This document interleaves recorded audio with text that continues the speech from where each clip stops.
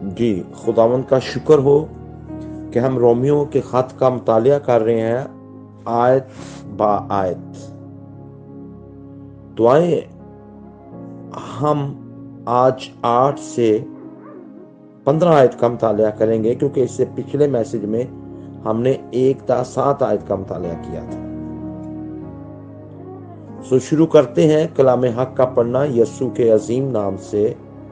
اول تو میں تم سب کے بارے میں یسوع مسیح کے وسیلہ سے اپنے خداوند کا شکر کرتا ہوں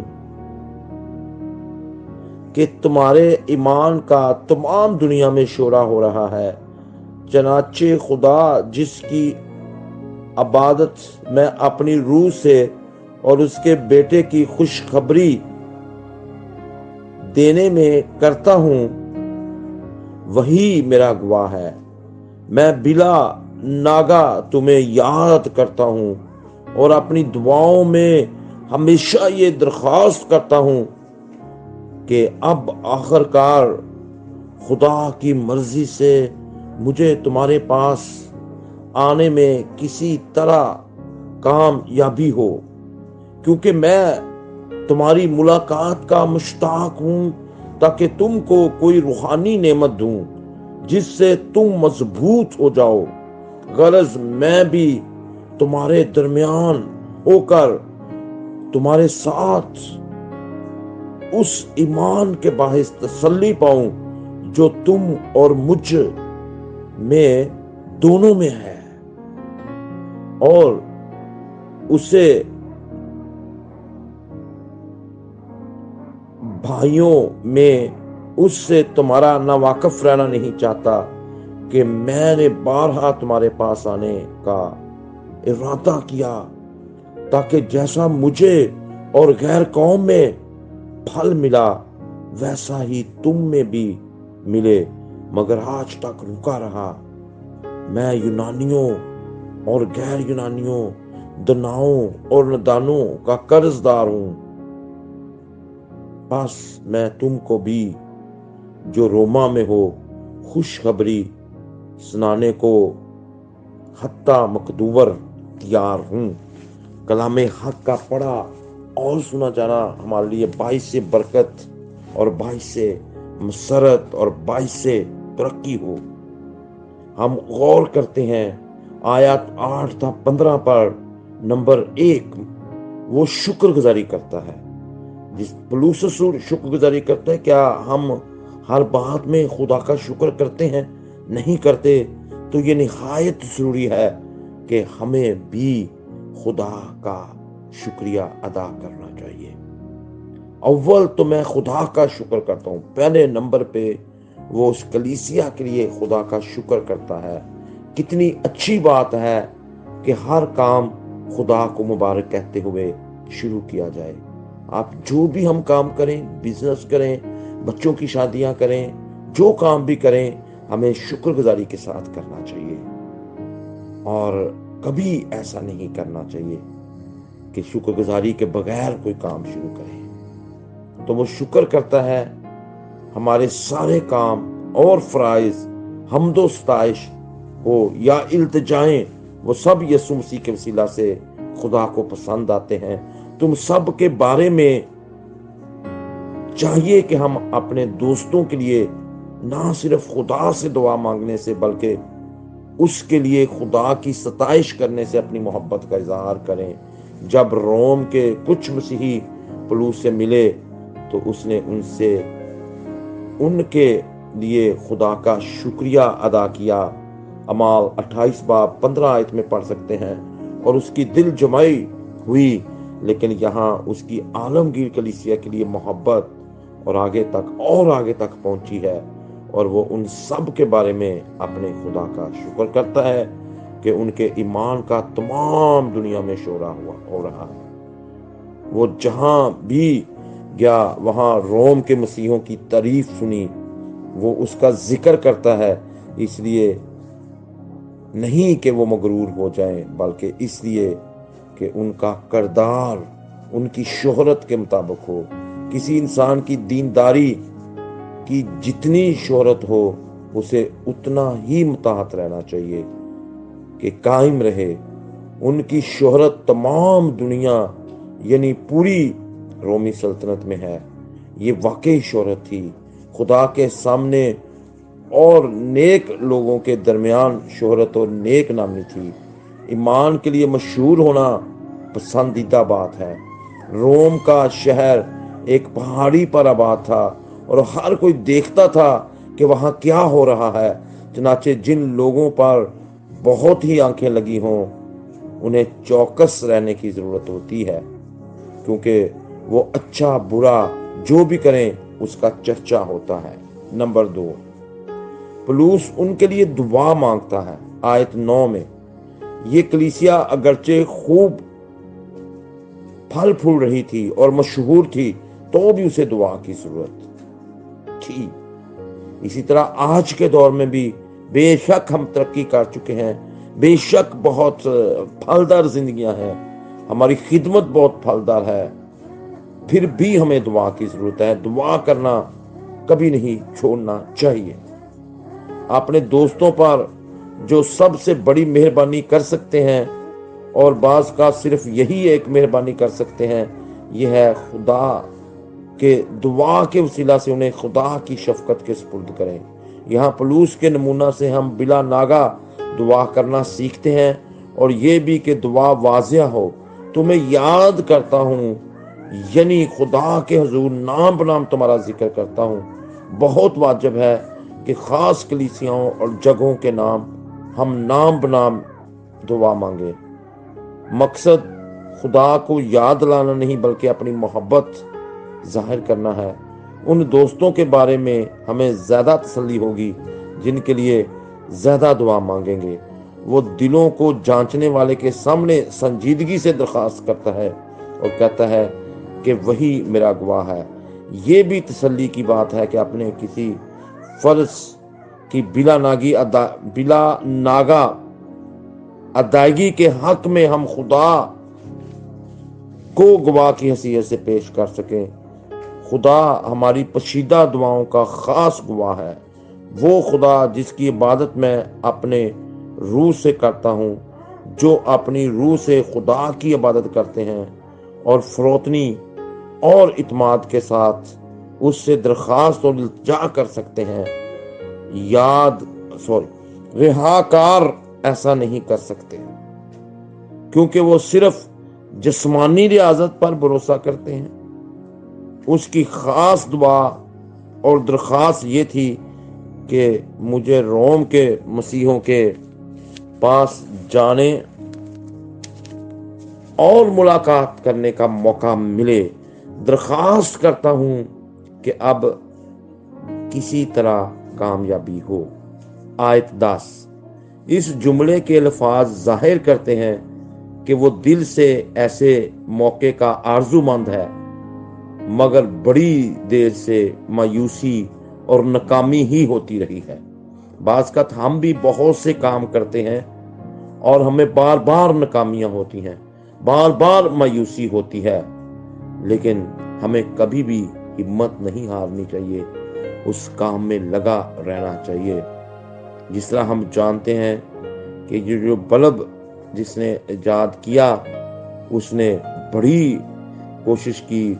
वो कहते हैं कि 999 मरतबा वो फेल हुआ, लेकिन 1000वीं मरतबा बल्ब बनाने में कामयाब हो गया। इस तरह हमें भी कोई काम कर रहे हैं, किसी के लिए दुआ कर रहे हैं, या कहीं खिदमत के लिए जाना है, या कोई एरिया खुदा ने आपको दिखाया आपने वहां जाना है, अगर आप नहीं जा पा रहे तो आपको मायूसी और नाकामी को देखकर पीछे नहीं हटना चाहिए, घबरा नहीं जाना चाहिए, बल्कि आपको जो आपकी जो आरजू है, जिसके आप आरजूमंद हैं, बेशक उसमें देर हो रही है, आप लगे रहें। पौलुस रसूल ऐसा ही कहता है कि वो इस मायूसी और नाकामी की हालत में भी उसने आरजू रखी, बड़ी देर से आरजू रखी कि मैं रोम में जाऊं। वो कहता है 10वीं आयत में कहता है कि अब आखिरकार वो उसे खुदा का इंतजाम और मर्जी जानकर कबूल कर रहा है। खुदा की मर्जी से मुझे तुम्हारे पास आने में किसी तरह कामयाबी हुई, हमारे सफर खुदा की मर्जी से कामयाब या नाकाम, आरामदेह या तकलीफ देह होते हैं। नंबर 3, वो उनसे मुलाकात की आरजू क्यों रखता है? आयत 11 से 15 तक वो उनसे आरजू की मुलाकात की आरजू करता है। दयानतदार खादम को हमेशा इस बात का ख्याल करना चाहिए कि जो फलते फूलते मसीहों को देखकर खुशी मगर बेफल दावेदारों को देखकर दुख होता है। चनाचे उसने बार बार तुम्हारे पास आने का इरादा किया मगर आज तक रुका रहा। आयत 13, क्योंकि इंसान इरादा करता और मंसूबे बांधता है मगर कई दफा खुदा रुकावट डाले रखता है। अगर पलूस वो काम पहले करना चाहता जो उसे पसंद था तो रोम चला जाता, मगर वो जरूरी काम को तरजीह देता था ताकि उनकी तरक्की हो, ताकि तुमको कोई रूहानी नेमत दूं। आयत 11, उसने पाया ताकि औरों को दे, जिससे तुम मजबूत हो जाओ, ताकि इत्मीनान ऊपर को जो है उनकी जिंदगियों में बढ़ता जाए। जिस तरह हम दरख्त पर गौर करें तो उसकी टहनियां भी ऊपर को बढ़ें और जड़ें नीचे को मजबूत होती जाएं। जब हम दरख्तों पर गौर करते हैं, उस जितना दरख्त नीचे मजबूत होगा उसकी जड़ें, उतना ही वो जो है उसकी टहनियां जो है वो ऊपर को बढ़ती जाएंगी। तो बेहतरीन मुकद्दसों को भी मजबूत से मजबूत तर होते जाने की जरूरत होती है ताकि वो खुद तसल्ली पाए और उनके फजल में बढ़ने का हाल सुनकर खुश हुआ था और अब खुद देखने का मुश्ताक था। तुम्हारे साथ इस ईमान के बाहिस तसल्ली पाऊं जो तुम में और मुझ में दोनों में है। आयत 12 में कहता है, जब खादम और लोगों के माबीन बाहमी इत्माद हो तो बहुत तसल्ली होती है। लोग वफादार खादम पर और खादम वफादार लोगों पर इतबार करता हो। रूहानी बातों के बारे में बाहम तबादला ख्याल करने से मसीहों को दोगुना ताजगी मिलती है ताकि मुझे तुम में भी फल मिले। आयत 13, वो जितनी ज्यादा भलाई करेगा उतना ज्यादा उसका अजर होगा ताकि गैर कौमों का रसूल होने की हैसियत से अपनी जिम्मेदारी पूरी कर सके। क्या हम अपनी जिम्मेदारी पूरी करते हैं? मेरे अजीजों, हमें अपनी जिम्मेदारियों को पूरा करना निहायत जरूरी है। हर लिहाज से, रूहानी लिहाज से, मुआशी लिहाज से अपनी तमाम जिम्मेदारियों को पूरा करें। यहाँ पर वो अपनी जिम्मेदारी को पूरा कर रहा है। कहता है आयत 14 में, मैं कर्जदार हूं। उसे जो कुछ मिला उसने उसे कर्जदार कर दिया। जब हम बड़ी बड़ी नेमतों की आरजू करते हैं तो सोचना चाहिए कि उनका मिलना हमें कर्जदार कर देता है। हम अपने खुदावंद की चीजों को सिर्फ उनके मुख्तार हैं, हम सिर्फ और सिर्फ उनके मुख्तार हैं। पलूस के ओदा ने उसे कर्जदार बना दिया था। वो अपनी काबिलियत यानी तोड़े को इस्तेमाल करता, अपने काम में जाफशानी करता और इतनी भलाई करता था कि किसी और इंसान ने ना की होगी, मगर फिर भी लिखता है कि मैं कर्जदार हूं। हम जब बड़ी बड़ी नेमतें, बड़ी बड़ी बरकत, बड़ी हिकमत हमें हासिल होती है तो हम दूसरों के कर्जदार होते हैं। کہ وہ مکاشفات، وہ بھید، وہ بلیسنگ جو ہمیں ملی ہیں، جو نعمتیں ملی ہیں، ہم دوسروں میں بانٹیں۔ میں یونانیوں اور غیر یونانیوں، دناؤں اور ندانوں کا قرض دار ہوں۔ یونانی فخر کرتے تھے کہ ہم علم و حکمت کے مالک ہیں، اور باقی ساری دنیا کو جاہل اور ندان کہتے تھے۔ پولس دونوں کا قرض دار تھا، اپنا فرض اور ذمہ داری سمجھتا تھا کہ دونوں کے ساتھ حتی المقدور بھلائی کرے۔ چنانچہ ہم اسے اپنا قرض ادا کرتے ہوئے پاتے ہیں۔ وہ یونانیوں اور غیر یونانی دونوں کا قرض ادا کرتا ہے، اسی وجہ سے وہ تیار تھا کہ موقع ملے تو روم میں خوشخبری سنائے۔ آیت 15۔ وہ روم میں خطرہ میں پڑنے کو تیار تھا۔ اس سے ارادہ کی مضبوطی ظاہر ہوتی ہے۔ پولس نے جو کچھ کیا نفع کی خاطر نہیں کیا۔ آج ہم کس لیے خدمت کر رہے ہیں؟ کس لیے خدا کا کام کر رہے ہیں؟ کس لیے دعائیں کر رہے ہیں؟ کس لیے کلیسیائیں قائم ہو رہی ہیں؟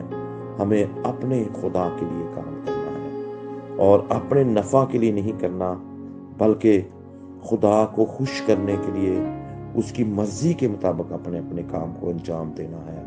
سو کلام حق کا پڑھا اور سنا جانا ہمارے لیے باعث برکت ہو، باعث مسرت ہو، اور اے آسمانی باپ جو بھی آج کے کلام کو سنتا ہے وہ ہمیشہ خدا کی شکر گزاری کرے اور اپنی ذمہ داری کو پورا کرے۔